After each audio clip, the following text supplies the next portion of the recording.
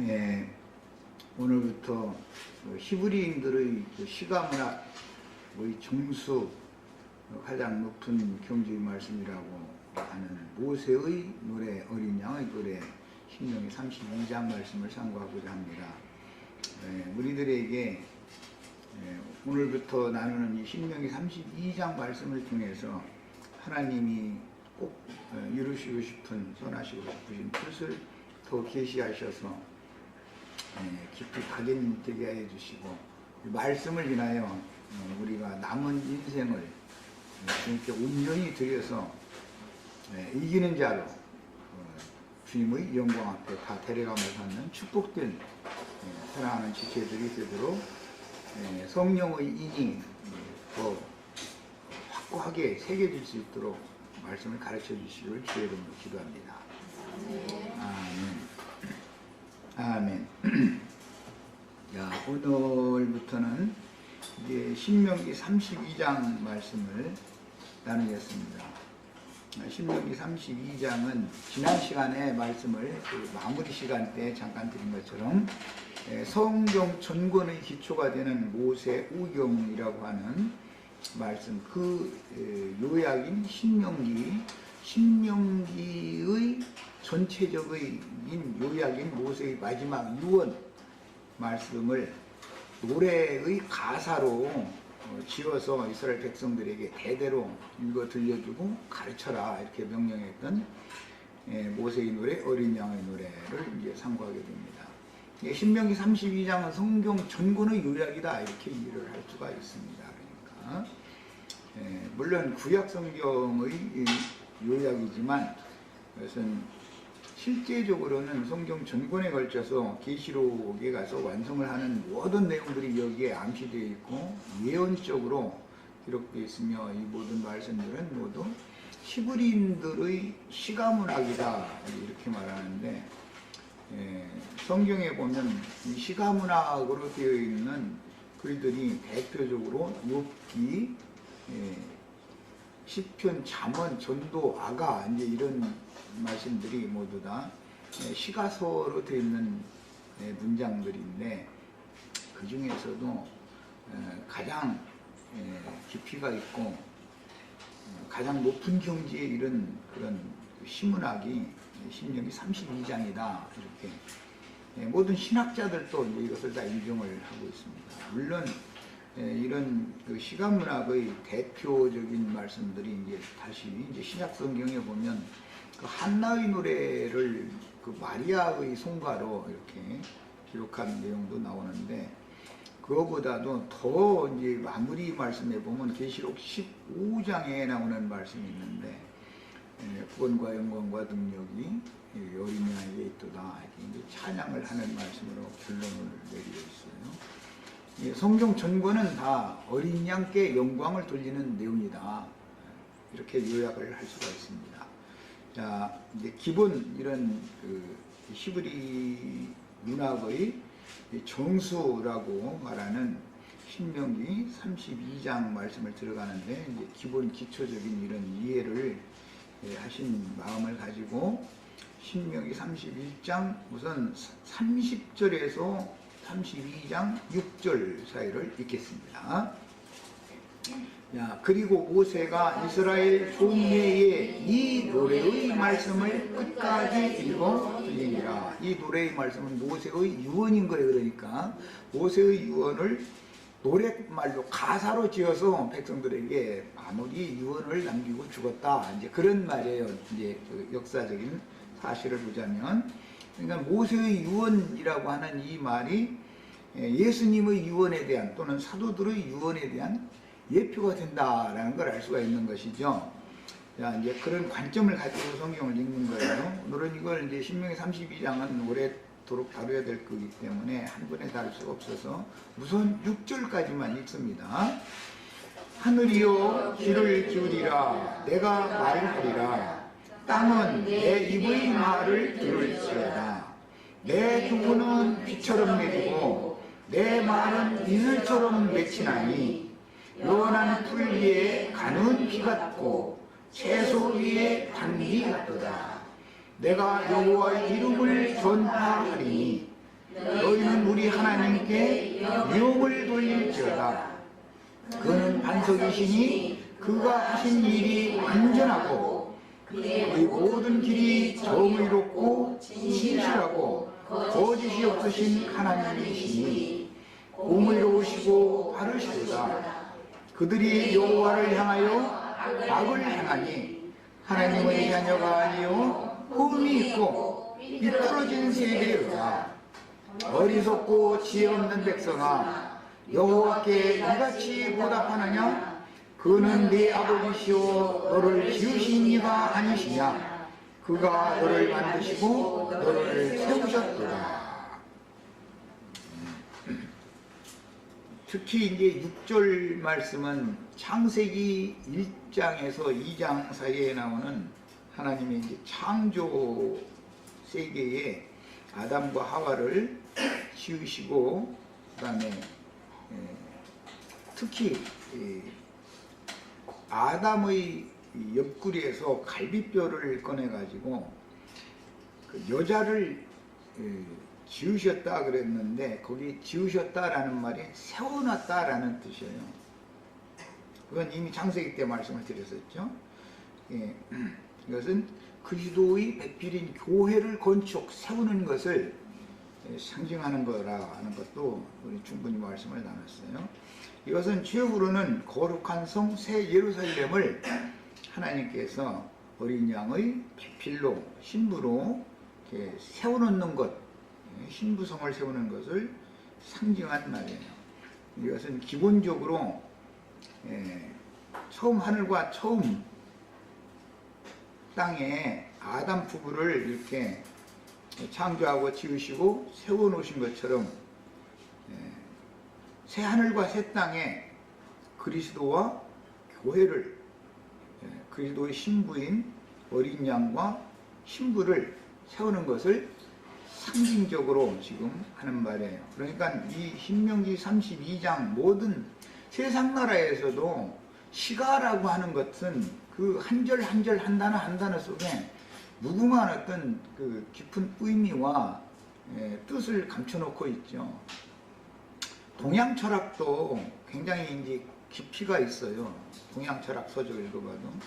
그런데 히브리인들의 신문학이라고 하는 것은 우주를 통달하는 사람이 아니면 해석해낼 수가 없는 아주 깊이가 있는 그런 내용들로 기록이 됐고, 이것은 모두 그리스도와 그의 배필된 교회에 초점을 맞췄고, 결론적으로는 어린 양과 어린 양의 신부인 거룩한 성 새 예루살렘으로 완성이 되는 것을 예언하고 있다, 이렇게 이해를 하시면 됩니다. 지금까지 한 10여 분 동안 나는 이 서원의 말을 마음에 잘 담아두셔야 돼요. 성경을 읽을 때는 이런 기본 관점을 가지고서 성경을 읽어야 되는 거예요. 자, 이제 이 히브리인들의 시가문학의 정수라고 이제 흔히들 말하는 신명기 32장 말씀의 그 배경의 이해를 돕기 위해서 왜 모세의 노래, 어린 양의 노래라고 계시록에는 그렇게 말을 했는가, 이것을 우선 이해를 해야 되니까, 모세가 사실은 출애굽기 15장에 이미 가사말로 노래말을 지어가지고 이스라엘 백성에게 반포하고 가르친 적이 있죠. 그 모세의 노래가 있고 오늘 모세의 유언 노래가 있는데, 이 모세의 노래는 오늘 신명기 32장 2절에 내 교훈은 이렇게 표현이 돼서 이게 오해하기가 쉬운데, 이 원문대로 직역을 하자면 내가 얻은, 내가 받아들인, 내가 취한 교훈은, 그런 말이에요. 내가 받아들인 교훈은, 그런 말이에요. 그러니까 모세의 교훈이 아니죠. 어린 양의 교훈이에요. 그러니까 그래서 이제 신명기 32장은 문장 자체가 오해하기 쉬워서 신학자들 그냥 모세의 노래라고 이렇게 생각하고 있는데, 이것은 어린 양의 노래고 출애굽기 15장은 모세의 노래예요. 그런데 두 가지가 이제 완성되는 것이 계시록이죠.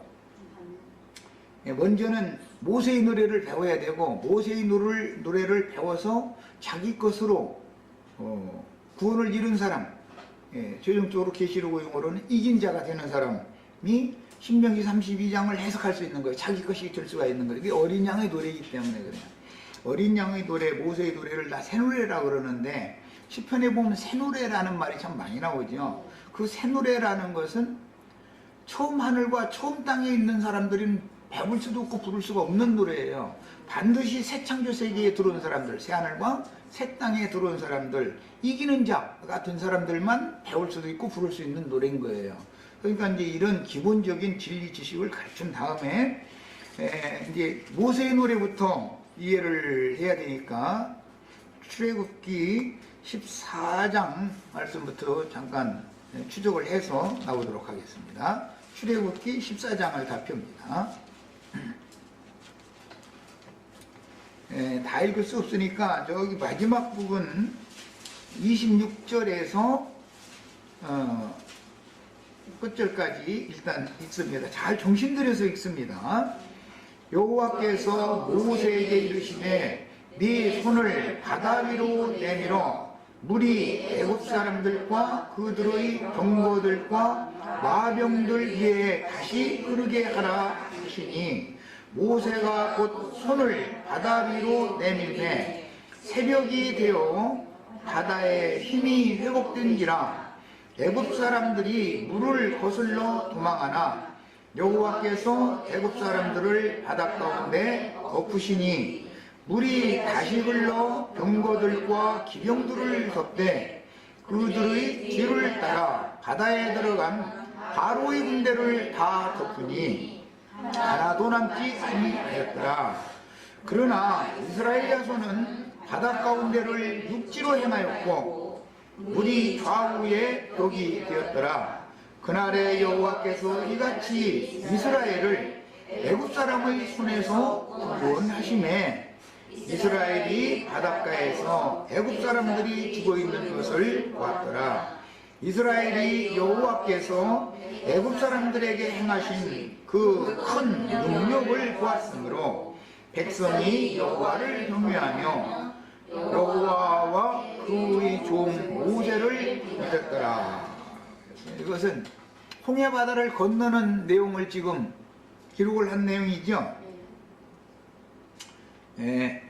지난 신명기 31장 마무리를 하면서 32장의 터를 닦아놓기 위해서 잠깐 내가 모세라는 사람의 이름의 뜻이 뭐냐, 그는 많은 물에서 건짐을 받은 자다라는 뜻이다 라는 것을 말씀을 드렸어요. 모세로부터 시작해서 요한까지는 물로 세례를 하는 사람이에요. 물로 세례를 하는 하나님의 종이에요. 그러나 이제 예수 그리스도와 주의 성령은 불과 성령으로 세례를 하는 사역을 하는 거예요. 물의 구원, 불의 구원, 물의 심판, 불의 심판, 이것은 세상적인 어떤 물질계의 물과 불을 예로 들어서 말씀을 말하는 것인데, 불 같은 말씀도 있고 물 같은 말씀도 있는 것이에요. 그래서 물이라고 하는 것도 말씀을 말하는 거예요. 불이라고 하는 것도 성경에는 말씀을 말하는 거예요. 그것이 말씀이 선포가 되어지면 인류의 역사상에 각 사람의 삶에 그대로 말씀이 응하는 거예요. 그래서 누구에게는 물이 구원의 표가 될 수 있고 누구에게는 심판의 표가 될 수 있어요. 불도 마찬가지예요. 누구에게는 마귀도 성령 받으라 해서 마귀용 불로 불성령 부어준다고 쓸 수 있죠. 누구에게는 불의 말씀도 구원의 말씀이 될 수 있고 누구에게는 심판의 말씀이 되는 거예요. 이것이 이제 비밀이라는 거예요. 물과 불 얘기하면은. 그런데 모세로부터 요한까지는 다 불로 세례를 주는 사람들이 아니었고 물로 세례를 주는 사람들이에요. 이제 그리스도는 불과 성령으로 세례를 주기 때문에 이제 그 차이를 잘 구분을 하면 되고, 기본적으로 모세의 그 이름과 같이 많은 물에서 건짐을 받은 자는 계시록 18장에 많은 물 위에 앉은 큰 음녀 교회, 세상 교계에서 건짐을 받은 사람이 구원받은 사람이다 라는 것을 상징적으로 보여주는 거예요. 그러니까 우리 형제 자매님들은 세상 사람들을 세상 교회로 불러들이는 것이 완전한 구원이 아니라는 걸 아셔야 돼요. 근데 자꾸 그 얘기하는데, 세상 교회는 다만 천국의 씨를 옮겨 심기 위하여 묘판을 만들어 놓은 못자리판과 같은 것이다. 세상 교회라는 것은 거기에서 어린아이와 젖먹이는 자들에게 마지막에 화가 있는 그날이 오는데, 거기에서는 당연히 어린아이와 젖먹이는 자들만 기르는 웅학선생들에게 주의 백성들을 맡겨서 묘목이니까 어린 동안만 기르는 거예요. 젖될 동안만 거기에서. 그리고 젖을 딱 떼고 나면은 이양을 한단 말이에요. 이식을 한단 말이에요. 그럼 어디로 이식을 할 거냐 이게요. 어디로. 세상에 하나님 말씀을 세상에 전파를 하시지만 세상에서 다시 그리스도의 교회, 세상 교계에서 세상에 하나님 말씀 씨를 심으면 못자리판과 같은 세상 교회가 되는 거예요. 애굽에 있는 고센 땅에 있는 하나님의 백성들과 같은 위치가 된단 말이에요. 그 사람들 때가 되면 빼내는 거예요. 다시 불러내는 거예요. 해가지고 정상적으로 하나님께서 약속으로 주신 새하늘과 새 땅, 젖과 꿀이 흐르는 가나안 땅, 안식의 땅에다가, 그래서 처음 하늘과 처음 땅은 없어지고 새하늘과 새 땅만 이제 영원히 존재하는 거기 때문에 거기에다가 사람들을 옮겨 심어 놓는 거예요. 거기에서 구원을 이루어야 된단 말이에요. 그러니까 못자리판에서 구원을 이루는 일은 절대로 없어요. 거기에서는 태어나서 젖될 때까지만 양육을 하게 하는 거예요. 그런데 거기에는 잡초가 섞여 있게 돼 있어요. 거기에는 가라지가 덧뿌려져서 함께 자라도록 놔두기 때문에, 그래서 최종적으로 그 가라지들은 누구냐면은 오늘 출애굽기 14장에서 이제 15장 모세의 노래로 넘어가는 내용에 보면 바로와 바로의 군대들이란 말이에요. 그것들은 전부 가라지들이요.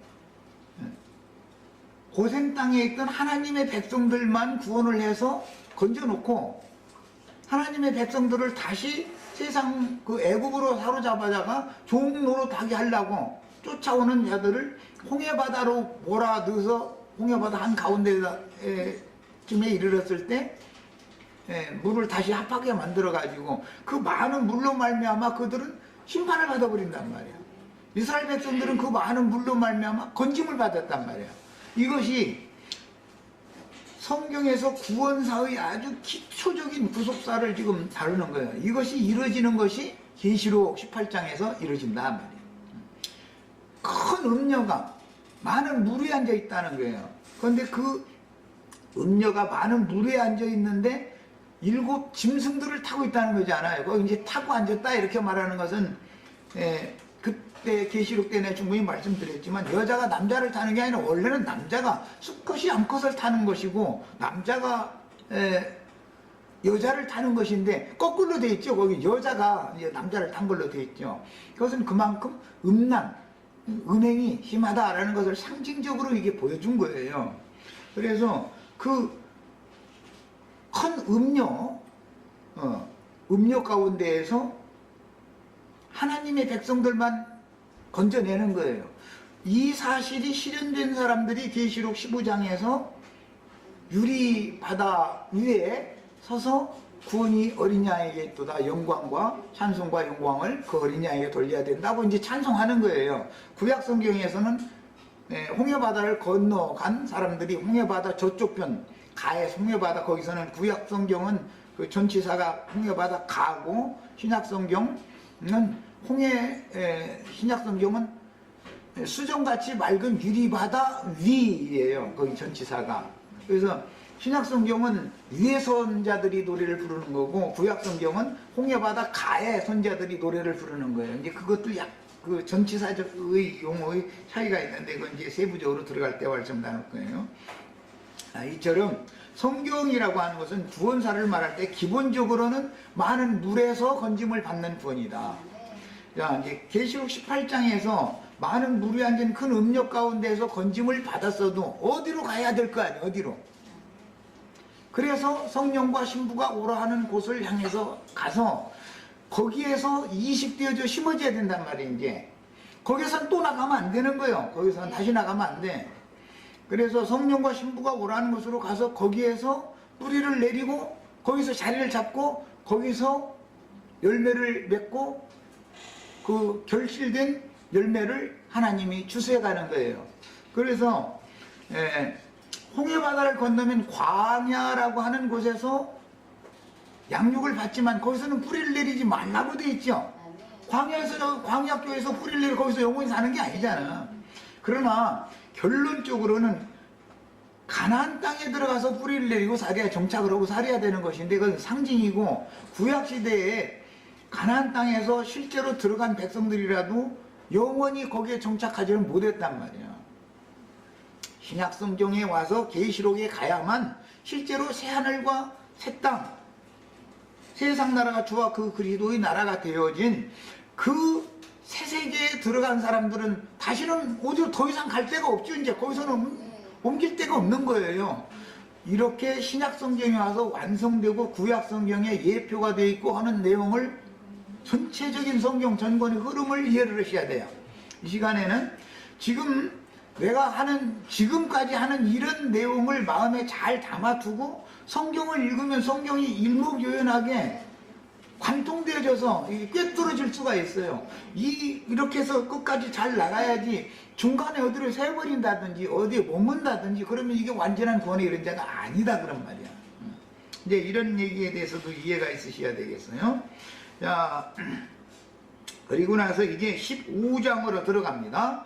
출애굽기 15장이에요. 아까 14장 배경을 지금 얘기를 한 거예요. 출애굽의 배경을. 그것을 계시록까지 끌고 나가야 된다. 많은 물에서 건짐을 받았다라는 사람들이 있고 많은 물로 말미암아 심판받은 사람들도 있단 말이에요. 그런데 바로와 그 군대는 상징이고 실제로는 신약의 용어로는 가라지들이다. 가라지의 단에 묶인 자들은 많은 물로 말미암아 심판받는 거예요. 주의 백성들은 건짐을 받는 거예요. 자, 이제 15장으로 들어갑니다. 그날의 여호와께서 15장 이때에 모세와 이스라엘 자손이 이 노래로 여호와께 노래하니. 그래서 이 노래가 시편이나 다른 계시록이나 이런 데서는 새 노래라고 되어 있죠. 애굽에서 불렀으면 새 노래가 아니겠죠. 홍해바다를 건너 나온 사람들이니까 새 노래를 부르는 거예요. 그런데 이스라엘 백성들이 자신들의 노력으로나 자신들의 꾀로 나온 게 아니죠. 사람의 지혜로 된 게 아니죠. 이게 여호와 하나님께서 이렇게 인도해 낸 거예요. 건져낸 거예요. 언제는 지금 창세기와 묘하게 맞물려 가고 있는데 창세기에서 보면은 하나님의 백성들이 가나안 땅에 살던 하나님의 백성들이 70인이 애굽으로 오히려 내려가 가지고 고생 땅에다가 심어지죠. 네. 그런데 때가 되면 거기서 다시 불러낸단 말이야. 그러니까 그 모든 일은 누가 하는 거예요? 하나님이 하시는 거예요. 하나님이 하신 거예요. 그게. 그래서 심을 때가 있고 거둘 때가 있다. 네. 뭐든지 하나님은 때를 따라서 일하시는 거예요. 야, 그러니까 거두는 추수 때라는 것은 세상 교계의 죄악이 하늘에 사무치도록 가나안 족속들의 죄악이 정수리에 찰 때까지 하나님의 구원을 받을 백성들을 불러내가지고 군사로 강한 군대로 훈련을 시키는 거예요. 그 강한 군대로 훈련을 시키는 건 출애굽기에서는 광야였지만 계시록에서는 성령과 신부가 오라 하시는 장자들의 교회란 말이야. 거기에서 군사를 훈련을 시켜가지고 전사가 되어진 사람들을 가지고 계시록 19장에 이제 하늘의 전쟁을 이제 하는 거예요. 해가지고 백마를 탄 하나님의 군대가 원수의 군대, 짐승 군대를 이긴다는 거예요. 거기서 그것이 최종적인 승리인 거예요. 자, 이제 성경의 흐름에 대해서 우선 이해를 돕는 말씀을 드렸고 더 읽어 나갑니다. 내가 여호와를 찬송하리니 그는 높고 영화로우시며 말과 그 탄자를 바다에 던지셨습니다. 여기 이제 말과 그 탄자가 나왔는데, 이 말과 그 탄자라고 하는 것은 뭐 이사야 선지자가 말할 때 말은 뭐라고 그랬어요? 육체를 상징한다. 그러니까 애굽 바로 왕이 타고 다니는 말은 우리의 혈과 육의 옛사람은 육체를 말한단 말이에요. 하나님의 신이 여기엔 거할 수 없었었죠. 육체 속에는. 그러나 이제 건져냄을 받은 사람들과는 여호와가 함께 하시죠. 그것은 위로부터 거듭난 속사람들과 하나님이 함께 하신다 말이야. 영혼들과. 그런데 그 육체는 그 말과 말 탄자를 바다에 던지셨다. 그러니까 육체를 탄 자는 세상신 마귀죠. 그리고 이제 마태복음 12장에서는 귀신들이단 말이야. 일곱 귀신들이잖아. 그게 전부 귀신들이에요. 예수님 말씀대로는 가라지들이에요. 그게. 그런데 그런 자들을 전부 바다에 던져버리면 그런 자들은 바다 많은 물이 심판의 물이 되는 거잖아요. 이스라엘 백성들은 건짐을 받는 거예요. 자, 이 말은 신약의 용어로 바울 사도가 설명을 할 때는 혈과 육은 버리고 거듭나고 구속하신 속사람을 건져서 구원한다. 지금 그 말이란 말이에요. 그걸 상징하는 거예요. 자, 그 다음에 여호와는 나의 힘이요 노래시며 나의 구원이시로다. 뭐 구약 성경이니까 여호와는 나의 힘이라고 그랬는데 신약 성경에 이제 우리 찬송가 예수는 나의 힘이요 여호와는 나의 힘이요가 예수는 나의 힘이요로 바꿔지면 이제 실현이죠. 그렇게 생각하시면 돼요. 여호와는 나의 구원이요가 예수는 나의 구원이지 이제. 예수는 나의 구원이라고 하는 것은 실상임으로 이루어진 거고 여호와는 나의 구원이 온 것은 모형인 거니까 그 이해를 하면 돼요. 그는 나의 하나님이시니 여호와가 나의 하나님이다라는 건 모형의 하나님께 신앙 고백을 하는 내용이지만 예수님 보고 주는 그 그리스도시요 살아계신 하나님의 아들이시니이다. 그 다음에 그 도마가 시인을 할 때는 주님이 나의 주님이시며 나의 하나님이십니다. 이렇게 고백을 하죠. 그러니까 예수님이 실제의 여호와죠. 그냥 여호와 하나님은 예수님에 대한 예표일 뿐이고 이렇게 말하면 여호와 증인들은 지금 막 화가 나가지고 이제 덤빌 거예요 아마. 그런데 여호와의 증인들은 구약의 하나님을 여전히 믿는다는 뜻이에요. 아직 실현되어진 완성적으로 나와 함께 하시면서 나의 구원자가 되신 그 여호와는 예수님이란 말이야. 그래서 예수님을 참 하나님이다 그러는 거예요. 이제 이런 것도 혼동되게 하는 게 삼일체 교리 때문에 그래 하였던 이 삼일체 교리가 이게 아주 막이 걸작품이 아주. 그 다음에 내 아버지의 하나님이다. 내 하나님도 되고 내 아버지의 하나님도 되니까 이 말이 유일신 사상인 거예요. 아브라함의 때 아브라함이 믿은 하나님이 이삭의 때 이삭이 믿은 하나님과 다른 하나님이 아니죠. 아브라함의 하나님은 이삭의 하나님이에요. 이삭의 하나님과 야곱의 하나님이 또 다른 하나님이 아니죠. 이삭이 믿던 하나님이 야곱이 믿는 하나님이에요. 그래서 하나님은 늘 한 분이시지만 아브라함 때는 아브라함에게 임하셔서 어떤 일을 하셔서 그 일을 자꾸 점진적으로 이루어 가시는 과정을 설명하느라고 아브라함의 하나님, 야곱, 이삭의 하나님, 야곱의 하나님, 이스라엘의 하나님에서 사형리의 하나님을 설명을 한 것이지 하나님이 셋이거나 넷이거나 아브라함 때 하나님과 이삭 때 하나님이 둘로 늘어나고 야곱이 또 하나님을 섬기면 셋으로 늘어나고 이스라엘이 하나님을 섬기면 넷이 되고 그런 얘기가 아니다 이거. 그런데 이상하게 왜 네 분의 하나님이라고 남고 꼭 세 분의 하나님이면서 한 분의 하나님이라고 그렇게 하는지 난 그걸 모르겠어 또. 이게 참 너무 놀라운 거예요. 나의 하나님은 내 아버지의 하나님이에요. 또 그 아버지 하나님이에요. 그렇죠? 하나님은 유일신, 이스라엘은 유일신을 믿는 거예요. 이것과 싸우는 것이 이게 보통 문제가 아니에요 지금. 유일신과 다신과 싸움이 보통 문제가 아니죠. 그 다음에 여호와는 그의 이름이시로다 그랬는데 그의 이름은 신약에서는 예수지요. 여호와의 이름이 내 하나님 이름, 내 아버지의 하나님의 이름이 여호와다 그랬는데, 내가 믿는 하나님의 이름이 예수님이고, 우리의 선조들 바울이 믿던 하나님도 예수님이고, 내가 믿는 하나님도 예수님이죠. 그 말이요. 지금 그가 바로의 병거와 그의 군대를 바다에 던지시니 최고의 지휘관들이, 그러니까 바로 밑에 있는 그 지휘관들을 말한 거예요. 이 사람들은 이제 사탄의 사자들이죠. 사실은 바로는 사탄을 상징하니까. 지휘관들이 홍해에 잠겼고 깊은 물이 그들을 덮었다. 그들이 돌처럼 깊음 속에 가라앉았도다 그랬는데, 이제 이 말씀을 마태복음 21장에서 예수님이 인용할 때는 그다시 하늘 만한 믿음만 있어도 이 산을 들어서 바다에 던지오라 하면 그대로 이루어진다 그랬어요. 계시록 18장에서는 힘센 천사가 큰 바위돌을 맷돌을 갖다가 들어서 바다에 던졌더니 그대로 됐다는 거잖아요. 그렇게 이제 실현을 하는 거예요.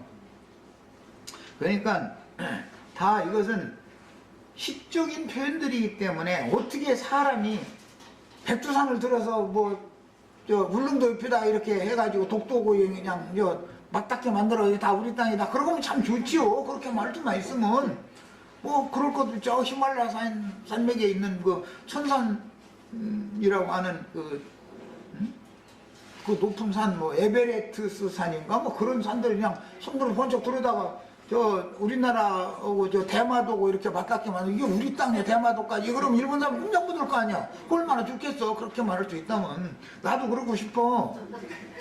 그런데 그게 지금 그런 말이 아니고, 저주받은 뿌리로부터 마른 무화과가 심어진 그 산을, 심판을 사도들을 통해서 할 것이다. 그러니까 주님의 제자들을 통해서 불대접을 쏟아붓게 만들 것이다 라는 것을 상징적으로 예언을 하느라 그런 거예요. 그래야 바다에 불이 붙기 때문에 그래서 불 붙은 유리바다 얘기가 그래서 나오는 거예요. 원래는 수정바다잖아요 그게. 그런데 계시록 4장에 보면 수정바다에 있는데 15장으로 가니까 불 붙은 유리바다라는 거예요. 불 붙은 수정바다라는 거잖아요. 그 다음에 더 좀 읽어나가겠습니다. 여호와의 주의 오른손이 권능으로 영광을 나타내시나이다. 여호와의 주의 오른손이 원수를 부수시나이다. 주께서 주의 큰 위엄으로 주를 거스르는 자를 엎으시나이다. 여기 주를 거스르는 자니 무슨 원수니, 이런 모든 사람들은 전부 신약의 용어로는 가라지들이고, 계시록에서는 음녀의 7 머리들과 그 다음에 땅에서 올라온 짐승들이단 말이에요. 이게 전부 짐승들이죠. 그게 저주받은 산에서 머리 노릇 하는 자들이란 말이에요. 또 얘기를 안 하려고, 오늘랑 안 하려고 그랬더니 안 할 수 없는 것이, 큰 음력 교계에서 우두머리 노릇하는 무슨 총회장이니 당회장이니 하는 장소리 들어가는 그 세속교계의 장소리 듣는 사람들이 전부 거스르는 자들이고 주님의 원수들이단 말이에요. 이게 창세기 3장 15절에서부터 원수가 이렇게 계속 이어져 나오는 거예요. 그것은 귀신들의 왕을 대표하는 건 바로고, 바로의 군대는 귀신들을 상징하는 거기 때문에 그런 자들이 전부 다 사실은 남 귀신 쫓아낸다고 나사렛 예수 이름으로 명하는 귀신아 물러가라 했었고 예산 넣고 안차린가 한다고 해서 사람 때려 죽이고 이제 거짓말을 했었는데,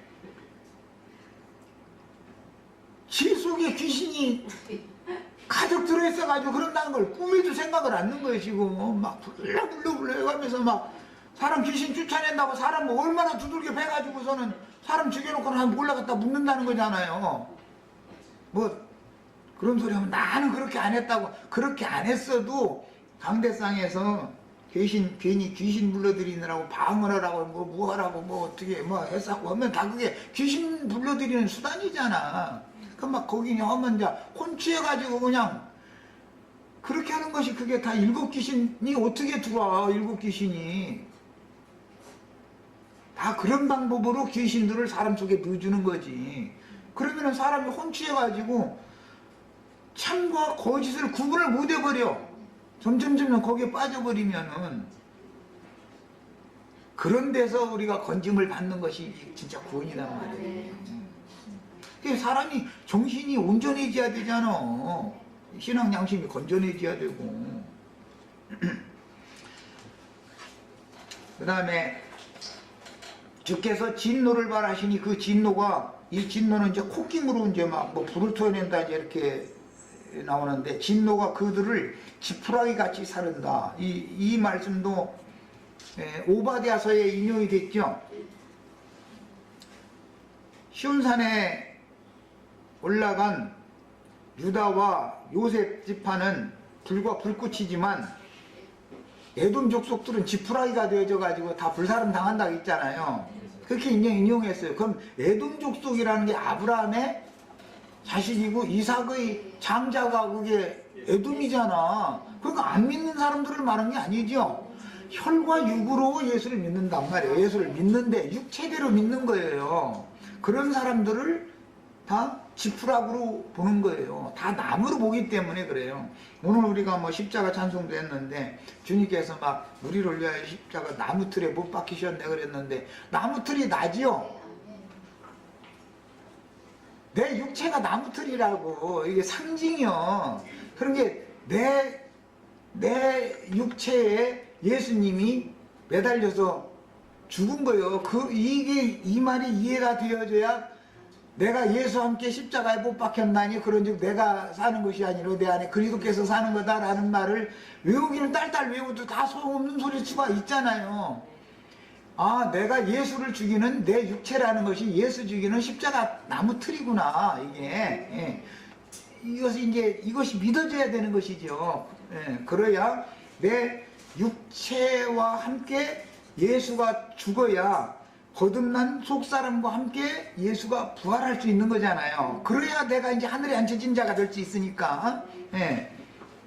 그런데 출애굽기에서는 홍해바다 속에 바로와 그 군대가, 이게 다 육체잖아요. 바로의 말들, 마병대들, 육체가 홍해바다 속에 장사됐단 말이야. 홍해바다의 그 밑바닥, 그 바닷속에만 가라앉은 게 아니고, 사실은 그 밑바닥 개펄 속에 이렇게 파묻혀버린 거예요. 이제 다. 겉으로 볼 때는 이렇게 그 시체들이 둥둥 떠다니는 걸 보고 이제 노래를 한 걸로 돼 있는데, 중요한 것은 육체가 떠다니고 말고는 상관없어. 그 영혼이 어디로 갔느냐가 중요하지. 육체가 바다 물속에 빠져 죽을 때 그들의 영혼은 바다 밑바닥에 있는 무저갱 속에 지금 개펄 속에 이렇게 묻힌 거예요. 말하자면 이제 상징이지 이게 다. 중요한 것은 바로와 바로의 군대는 이렇게 죽고 장사된 걸로 바다 밑바닥의 땅속에 묻힌 걸로 이게 이제 완결이 되었지만, 요나는 대표적으로 많은 물 위에서 바다에서 다시 고래라고 번역했는데, 큰 물고기 뱃속에 들어갔다가 고래가 잘못 먹어가지고 체해가지고 그냥 토해내놨더니 도로 나왔다는 거잖아. 우리는 지금 큰 물고기가 이게 먹었다가서 토해내놓은 사람들이요, 그냥 전부. 그래서 하나님의 군대는 큰 물고기 뱃속에 들어갔다가 물고기가 무트로 토해내가지고 지금 새 땅에 지금 올라온 사람들이 이게 상징이다. 그 다음에 8절, 9절까지만 합니다. 주의 콧김에 물이 쌓이되, 여기 콧김이라는 것은 이제 불이 튀어나오는 거예요. 하나님이 큰 콧바람을 내쉬면은 막 불똥이 튀겨나오는 거예요. 물이 쌓이되 파도가 언덕같이 일어서고, 여기 많은 물이라는 세상의 영을 말하는 거예요. 세상에 모든 유행이 있죠. 그때마다. 그래서 너희가 이 악하고 음란한 이 세대 가운데서 구원을 받으라. 그 말은 현 세대의 유행이 있죠. 현 세대의 유행을 맨 앞에서 선도하는 게 연예인들이죠. 텔레비전 치면 날마다 벗고 나와서 춤추고 그러고 그냥 뭐 난리잖아. 그게 악하고 음란한 세대를 대표적으로 표현을 하는 거예요. 이렇게. 그게 이제 성경에서는 헤롯 앞에서 헤로디아의 그 딸인가 누가 그게 춤을 잘 췄대잖아요. 그런데 그게 텔레비전 켜보면 하여튼 요새 중국 사람들이 한류 바람 불었다고 해서 뭐 그래서 하는데 너무 잘해. 내가 잠깐 봐도 난 올해는 안 보지만 그냥 아예 안 봐야 되는데 말이에요. 어떻게 텔레비전 켜면 걔들이 이렇게 나와서 그냥 크게 흔들어서 왔는데 몸이 아주 그렇게 유연하고 사람 눈을 혹하게 만들어 아주 그런 것이 그게 바다 물결이다 이거예요. 바다 물결. 바람과 파도가 지금 경제 사정이 좋으냐 나쁘냐 뭐 이런 얘기 저런 얘기 막 하는 거. 세상의 유행은 전부 연예인들이 선도를 하고 정치인들이 뒤따라가 이제 거기에 그 다음에 종교인들이 그걸 이제 조장을 해. 종교인들이. 그래서 사람들을 다 지금 바다에 다 몰사시키는 거 아니야. 돼지떼들을 전부. 이제 이것이 다 상징이요. 그러니까 우리는 여기에서 건짐을 받아야 된단 말이에요. 여기서. 자, 그 다음에 원수가 말하기를 내가 뒷주차 따라잡아서 탈취물을 나누리라. 이 말은 이 세상 임금 마귀와 마귀의 사자들인 저 앞에서는 최고의 지휘관들, 사탄의 사자들은 기독교계의 전도자들이잖아요. 이제 바로 군대의 지휘관들이죠. 최고 지휘관들이요. 그리고 이제 그 마병대들이라는 건 기독교인들이요. 말하자면 뭐 다야 물론 아니지만 뭣도 모르고 같이 휩쓸리고 있는 거예요 지금. 그 주님의 백성들은 똑같은 짓을 하면 안 되는데 말이요. 그런데 또 사실은 기독교계가 이게 아니다라고 알아도 나와서 어디로 가야 할지 엄두가 안 나는 거예요. 그리고 겁나. 왜냐하면 사방에 뭐 이만희 장길자 뭐 이런저런 사람들이 하도 많이 그냥 소란을 피다 보니까 혹시 내가 여기서 나와서 니단한테 빠져서 나 내용을 멸망하는 거 아닌가 해가지고 두려워서 어떻게 나오고 싶어도 감이 못 나와. 그 삼진 할머니가 세게 때려야 되는데 덜 때려서 그래 지금 그게. 엉덩이에 파란 멍자국이 생기도록 후들겨 빼야 되는데 덜 패니까 이게 덜 나오는 거지 지금 안 나오는 거지. 그러면 엄마도 죽고 잘 저도 죽고 말이야. 때가 됐는데도 안 나오면 다 죽는데 말이야. 나오면은 어디로 내가 도망가면 된다라는 확신을 딱 있으면 나오게 돼 있죠. 그런데 이 확신을 갖기까지가 이게 참 쉬운 문제가 아니죠. 이게 특별한 은혜가 없으면 안 되지. 그 다음에 뒷주차 따라잡아서 탈취물을 나누고자 한다라는 말은 애굽에서 재물을 구해가지고 애굽 사람들이 재물을 주어서 쫓아냈는데 그것들을 아까운 거지요. 사람들 가르치 잡아다가 종살이 시키고 자기네들 물품으로 삼겠다라는 이제 그런 야망이 있다는 거죠. 그러니까 이 세상 귀신들이라는 것은 귀신아 나가라 한다 해서 나가는 게 아니고 예수를 믿었다 해서 단번에 사람이 모든 것이 다 된 게 아니에요. 나온 것 같은데 보면은 사로잡혀 가는 사람들도 많죠. 교회 생활 내내 잘하던 사람들도 신학교 가지고 목사 되는 사람들도 많고 오히려 더 잘못된 데로 빠져버려 이상하게. 왜냐하면 대책이 없어서 그런 거예요. 그게 확실한 지식이 없기 때문에.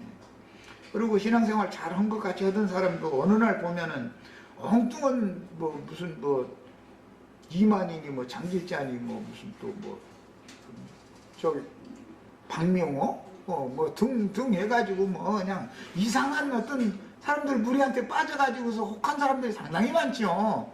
그거 보면 그들이 참 애써서 나와가지고 도망을 갔는데 대책 없이 그냥 무조건 나왔다 가서 이건 아니다 싶으면 할 수 없이 나와가지고 고심고심하다 처음에는 혼자 있는 거거든. 아무데나 갈 데 없다 해가지고 그러다 가서는 그래도 혼자 있을 수야 없지 그러고서 간 것이 엉뚱한 데로 붙들려 가는 경우가 상당히 많아요. 자, 일단은 2시간 여기까지서 마칩니다.